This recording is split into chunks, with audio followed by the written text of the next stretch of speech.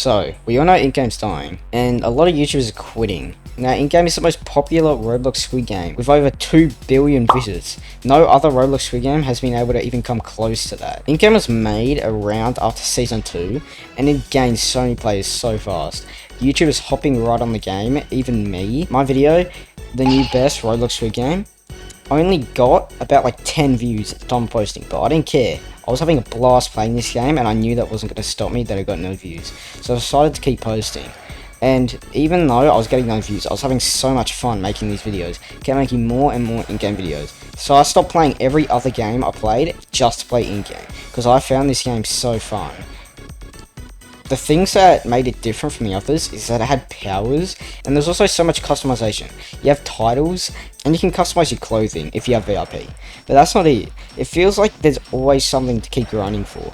Like in the other Squid games, you win and then you never play again. But this one, there's like stuff to work for. Get upgrades, or get power rolls to get more powers. That's what felt like this game was like worth playing, and it was worth the grind to keep trying to win. And with all those features, it made it different from the other Squid games. The other Roblox Squid games, like the second you won, you just never played this game again. Now, other things that made this Roblox Squid game so different to the others is that it actually felt like the show. In Red Light Green Light, if someone got shot, you could carry them to the end. In Honeycomb, you could cut out the cookie with a lighter, if you bought it, of course. Shut up and take my money! In Glass Bridge, you could have Glassmaker, if you bought it, of course. Here comes the money. Here we go. Money talk. Here comes the money. Money, money, money. Dollar, dollar. And all these things, especially in Red Light Green Light, like helping someone to the end, it felt so much different, because it felt like there was always a different way to make new friends and make new teammates in the game. Once you made a team in-game, like, it was a different story every time. It was never the same. That's what made this game different from the others, because every time you played, it wasn't just the same thing every time. Yes, it was the same games, but it was a different story every time. You and your teammates could make your own story. Maybe you'll get betrayed, maybe you'll be the one betraying them, or maybe you all win together. You never know. And also, winning with your team feels so good. You've worked the whole game just to try to win together, and you finally won with your friends. This game also had other things from the show. It had the Mona Lisa cookie, which other games did have, but this one felt different.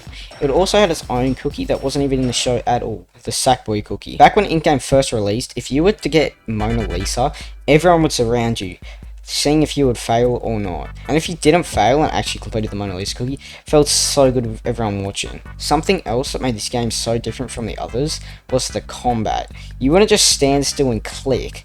You had a dash attack, and in Lights Out you got to choose if you wanted the bottle or the fork, which the bottle and the fork both did different damages and had different swing rates. Now it's time to talk about the powers. Some powers that give you an advantage in fighting, some powers that give you advantage in healing, or if you had medic, you could also make teammates more easily. Now, there was always the best powers, and those were the mythic powers. With Lightning God being the first one released, along with Quicksilver next, Lightning God was always something everyone went for. Before its nerf, of course.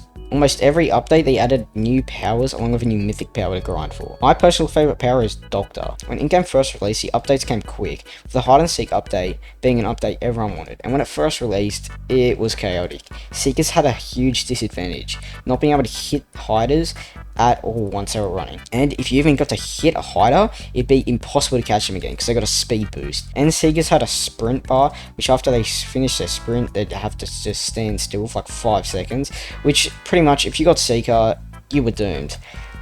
With a lot of hide and seek fixes, hide and seek finally became perfect after a while. They kept adding more and more updates, like Final Dinner and Sky Squid Game, with those two being my personal favourite. I love Final Dinner because it's so fun and it's so unique, and the music hits hard. Also, Sky Squid Game, that is my personal favourite game throughout the whole of in-game. You can win with your friends, and it's so different with being able to get the pole to give you an advantage, and you can choose if you want to win with others or be greedy and go for the full amount. But this is where things started to slip off. Here was the guard update. Everyone wanted it, everyone was waiting for it, and when in-game finally decided to release it, it was a nightmare. They did not deliver at all. There was only about 3 games you could be the guard in, and it just like felt so boring. There was nothing to do. But they came again with another guard update, fixed it a little more, and with a few more updates, it's not perfect, but it's better. With you being able to be a guard in Rebel, fight against the players while rebelling, which not many other games have, and you can shoot the players in Red Light Green Light, and shoot the plays if they fail in Honeycomb. Then in-game started to slip. Updates were coming way slower and they weren't as good as we thought they'd be. The Halloween update, me personally, was the most like basic update ever. Every Roblox game does like the same Halloween event, collect candy for currency and buy stuff, and all they did was add one new power. But you never know, they could just be working on better updates. With the Rebel rework trailer coming out on YouTube, it looks amazing. You can choose to betray everyone and become the new frontman, which really adds more of a story to the in-game. Now, me personally, the second reason in-game started to die was because it was so pay to win. Like, every game pass cost so much Robux, and you practically needed to pay to win if you wanted a chance at winning. You need to get 5 stars in all your boosts, or else you had like no chance of winning. Everyone was pay to win, and it was very unfair for new players. They did add new player servers though, but it was way too late that no one really cared. And the only people who really play the game now are people who have spent like way too much money, they feel like they can't quit. Now me personally, the third reason, and this is the biggest reason to me why people started to quit, is the community. Everyone is so toxic. Like everyone, in every game I play, there's almost always someone who's gotta be rude or like have a crash just because they lost. Like the other day I was playing with a friend, and just because I revived my friend with my doctor power instead of some random person, they decided to stay the whole game and like have a go at me just because I revived my friend instead of them. Saying stuff like bro is 12 even though they probably just turned 13, and saying that, thinking they're on top of the world. Now me personally, I play games just to relax and have fun, but I feel like playing in-game I can't even do that. Everyone's got to have something to say, and everyone's got like a problem in the game. Like no one could just accept their loss and say like good game or anything. Everyone's got to be toxic. Now for me, I don't know if that's just a reason I've had, because I haven't seen many other YouTubers talk about it, but for me it's a big reason. I feel like I can't even play without someone having to go at me for no reason. Now so many YouTubers starting to quit in-game, it's just making the game die even more with no one making content on it anymore. Like every YouTuber has made a video saying they're gonna quit. Now me personally, I know I'm not like a YouTuber, because like I've only got like a little over 100 subscribers, but even the day I started playing in-game, I never stopped playing again. Like I played it almost every day, but lately, like the last couple weeks, I've not been bothered to play this. Like this game, it just doesn't feel the same.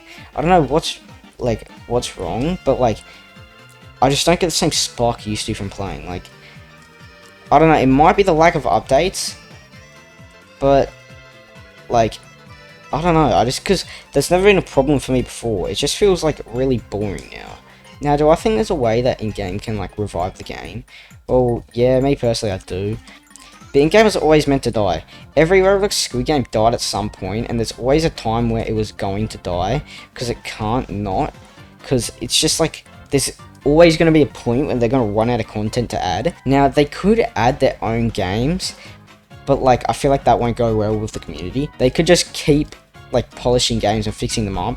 They could bring back a few play counts, but I'm not sure. Now the big one, no, I don't think many people will be happy with this, but me personally, I feel like it's like one of the best reasons to like fix the game. It says here all game passes are subject to change, so I reckon if they like restart the game for everyone, they just like redo the whole game, they repolish it and everything, and they bring everyone back down to level 1 and make like, and they make the OG VIPs have like a special VIP title, and like make there be like a new VIP or something. Like I'm not sure how to do it because I'm not a game developer. I feel like if they just like, they don't have to like just repolish the game, restart everyone, make it like it's not pay to win, because I feel like this game is like way too pay to win for new players especially, because what they're going to want to keep their player base up is to have new players constantly coming in so they can keep growing their community. But like no one's going to want to play if the game's pay to win. So I reckon like they should give everyone Dash, or just get rid of it completely, and just like bring everyone back down to like level 1 and just get rid of all the pay to win things. Now will this stop everyone from being toxic? Most likely not. There's not really a way to stop people from being toxic. It's a competitive game, everyone's going to be toxic. But this one, like, it's a bit different. There's like, it's way too toxic, and you feel like if you lose, you feel like you've like let your team down, or like you've let the person who you're having an argument with win, and that just doesn't feel good. Now me personally, am I going to quit in-game? Am I going to quit in-game? Most likely. When I used to make videos, in-game was the only videos that I wanted to make, but I had no ideas. So when I had to make a video on another game, I'd just be so eager to get the video done with so I can keep playing the game. Also, there's no videos to really make on in-game anymore, and also, the game's just like dying. There's like, I'm also getting bored of it. Something else, there's other games I gotta play to grow. Most likely won't make in-game videos unless there's like a new update coming out, and I'll probably like move my content to other Roblox games, or just not Roblox at all, because there's not really any other Roblox games I find interesting besides in-game, and I'm getting bored of in-game. So I'm not sure. I might need to move my content to like a different game, or just like knock games completely. Just do like IRL stuff maybe. Now, really, the only realistic way in-game is gonna make a comeback is when the American Squid Game releases, because I have new games to add, and also the hype from Squid Game is still going to be there from the American one, but that's still a long wait away. Like, there's no way they're going to want to wait, like, over, let's just be nice and say, like, 2 years. There's no way the devs are going to wait, like, 2 years. Now, for the finale of this video, and might even be my last video on the in-game, is me playing my favourite game, Sky Squid Game, while lagging like crazy. I clicked that move 3 seconds ago and I only just attacked. I'm like lagging like hell. I doubt I'll win, but we'll see, I guess. I have so much delay on like my attacks. That's what's like holding me down from winning.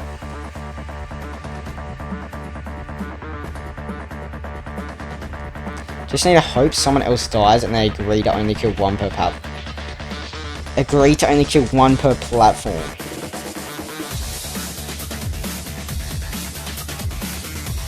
Okay, okay. I don't think they're agreeing to stop. I'm just gonna have to... Oh my god. No, no, no, no, no. I don't know what was just happening then, but I was lagging like crazy and I kept running towards the edge.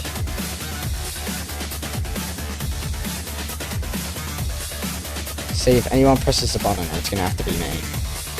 Press the button!